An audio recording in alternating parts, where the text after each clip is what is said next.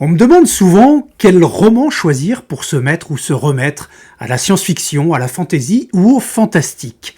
Eh bien, je vous ai préparé une petite sélection de 10 romans courts, en un seul volume, très accessible, il n'y a pas de série interminable, pas besoin de contexte préalable, pas de phrases à rallonge, de mots savants. Ce sont des histoires assez simples, prenantes, immersives, tout public, et qui peuvent servir de porte d'entrée au genre précité. Et je peux vous garantir une chose, c'est qu'à chaque fois que je les ai conseillés, eh bien ça a marché. Et même parfois auprès de publics pas du tout attirés à la base par ces genres. C'est parti. Alors débutons ce top 10 avec un livre universel, plein d'émotions et qui embarque facilement son lecteur. Il s'agit du livre Des fleurs pour Algernon de Daniel Keyes.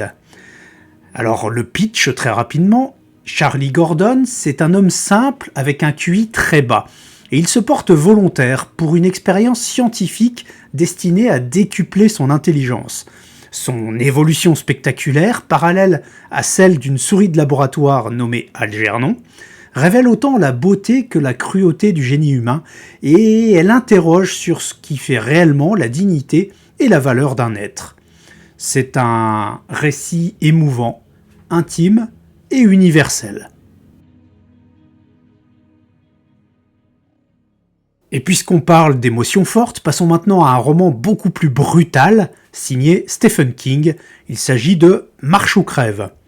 Cette fois-ci, nous sommes dans une Amérique dystopique et 100 jeunes garçons participent à une compétition implacable, marcher sans jamais s'arrêter.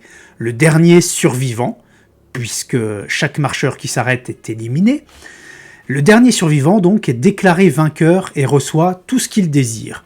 Au fil des kilomètres, la fatigue, la douleur, la peur transforment cette marche en un miroir cruel de la condition humaine et de notre rapport à la mort. C'est un récit haletant, cruel, addictif. Changement d'ambiance après cette marche implacable, place à une aventure magique qui a marqué des générations. Il s'agit bien évidemment de Bilbo le Hobbit de J.R.R. Tolkien. Dans cette histoire, Bilbo Sacket, un hobbit paisible et sans histoire, se retrouve embarqué malgré lui dans une quête périlleuse aux côtés de 13 nains et du magicien Gandalf, ceci pour reconquérir le trésor gardé par le dragon Smaug.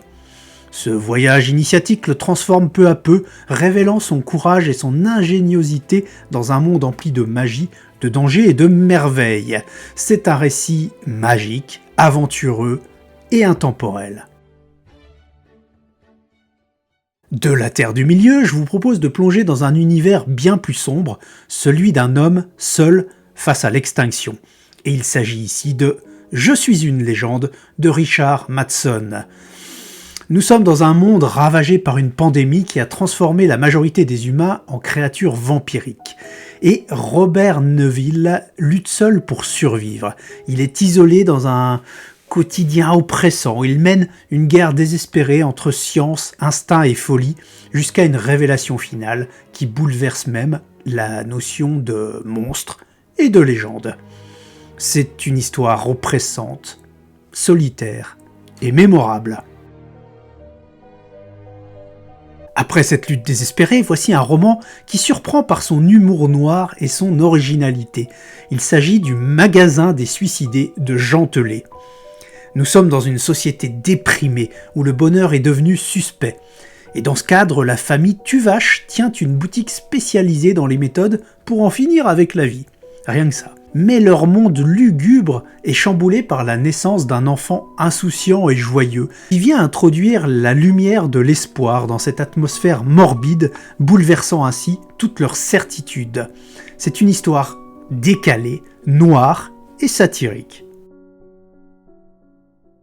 Et pour rester dans l'étrangeté, mais avec plus de tendresse, direction un futur post-apocalyptique bouleversant. Nous sommes dans le roman Un gars et son chien à la fin du monde de C.A. Fletcher. Le monde est vidé de ses habitants par une mystérieuse catastrophe et un jeune homme, Gris, survit avec sa famille et ses chiens jusqu'au jour où un étranger lui vole son bien le plus précieux. Commence alors une quête solitaire à travers des paysages dévastés entre survie, espoir et attachement indéfectible au meilleur ami de l'homme, le chien bien sûr. C'est un récit moderne, touchant et bien sûr post-apocalyptique. Si celui-ci nous touche par sa douceur, le prochain, lui aussi post-apocalyptique, pousse le curseur beaucoup plus loin dans l'intensité. Il s'agit de Juste après la vague de Sandrine Colette. Après une montée des eaux dévastatrice, une famille nombreuse trouve refuge sur une île minuscule. Quand les vivres viennent à manquer, les parents sont confrontés à une décision atroce. Sacrifier une partie de leurs enfants pour sauver les autres. Dans ce huis clos implacable, la survie se heurte à l'amour et à la culpabilité. C'est une histoire sombre, déchirante et très puissante. Et après ce récit déchirant, retour à un grand classique visionnaire de la science-fiction. Il s'agit de La planète des singes de Pierre Boulle. Eh ben oui, lors d'un voyage spatial, des explorateurs découvrent une planète où les singes ont bâti une civilisation évoluée tandis que les humains sont réduits à l'état d'animaux. Cette inversion des rôles met en lumière nos propres travers et interroge sur l'intelligence, la domination et l'avenir de l'humanité dans un récit à la fois palpitant et philosophique. Je trouve que cette histoire est intelligente, déstabilisante et visionnaire. Et si vous aimez l'exploration et l'aventure pure, le prochain livre nous emmène littéralement au centre de la Terre, avec Voyage au centre de la Terre de Jules Verne. Eh ben oui, le professeur Lidenbrock, persuadé d'une découverte incroyable, entraîne son neveu Axel et un guide islandais dans une expédition souterraine extraordinaire. Par des cavernes, des mers intérieures, des paysages fantastiques, il plonge au cœur même de la Terre, affrontant dangers et émerveillements dans une aventure qui mêle science, imagination et exploration. À ne pas prendre au premier degré, bien évidemment. C'est un récit palpitant, inventif et un grand classique. Enfin, pour conclure cette sélection, voici un roman simple mais bouleversant, La Nuit des Temps de René Barjavel.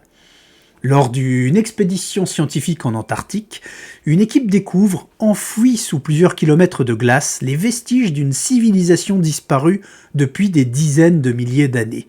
Au cœur de ce monde figé repose un couple en hibernation, porteur d'un savoir et d'une histoire qui vont bouleverser toutes les certitudes sur l'humanité.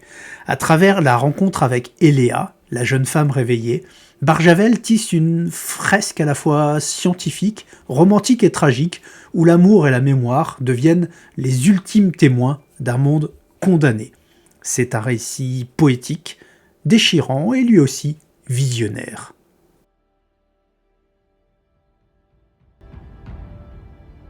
Voilà pour cette sélection de 10 romans. Ils sont courts, accessibles, passionnants, parfaits pour se lancer ou se relancer dans la science-fiction, la fantasy ou le fantastique.